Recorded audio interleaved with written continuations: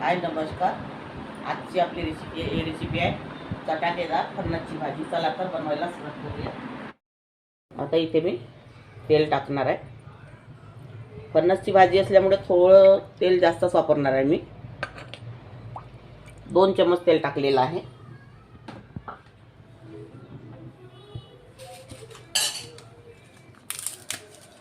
हे तेजपान आहे, यामध्ये टाकायचं आहे।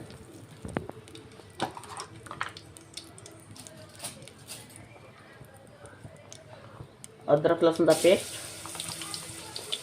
1.5 चम्मच।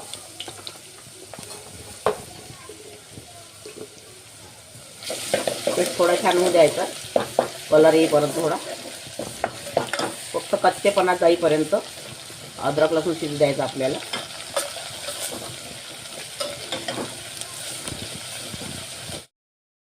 आता यामध्ये मी 2 कांदे, 1 टमाटर, थोडं खोबरं, धनी आणि सांबार हे सगळं भाजून घेतलेलं आहे साहित्य, आणि ते बारीक वाटण करून घेतलेलं आहे। हे यामध्ये टाकायचं।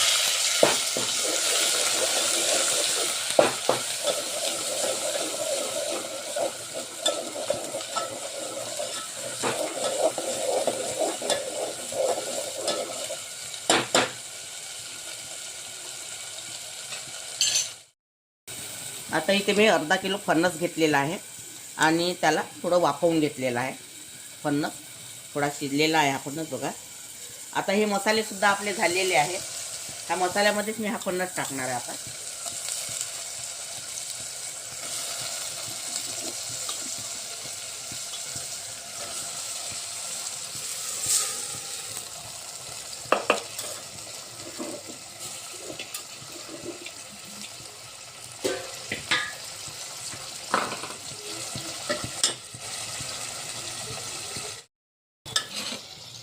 आता ह्या मसाल्यामध्ये आपल्याला 5 मिनिट फणस शिजवून घ्यायचा आहे, म्हणजे सगळा हा मसाला फणसमध्ये जाते, चव छान येत असते भाजीची। आता हे आपले मसाले झालेले आहे यामध्ये चमचामध्ये। आता इथे बेसिक मसाले घेतलेले आपण। इथे 2 चम्मच लाल मिरची पावडर आहे, अर्धा चम्मच हळदी पावडर आहे, धनी पावडर आहे, गरम मसाला आहे, कस्तुरी मेथी आहे, जिरा पावडर आहे, आणि हा थंडा मसाला आहे, आणि हा चिकन मसाला आहे। थोडा चिकन मसाला टाकला म्हणजे भाजीचा फ्लेवर खूप छान येत असते। आणि सांबार,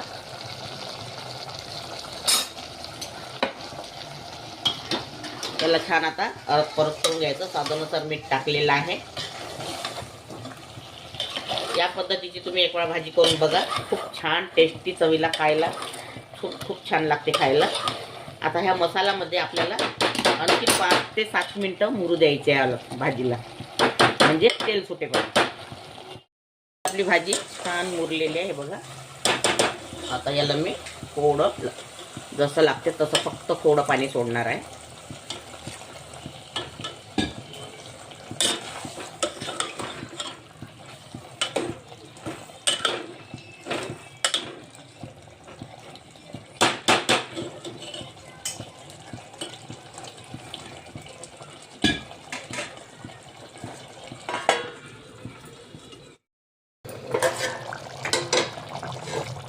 आता ही आपली भाजी तयार झालेली आहे बघा। सांबार टाकत आहे।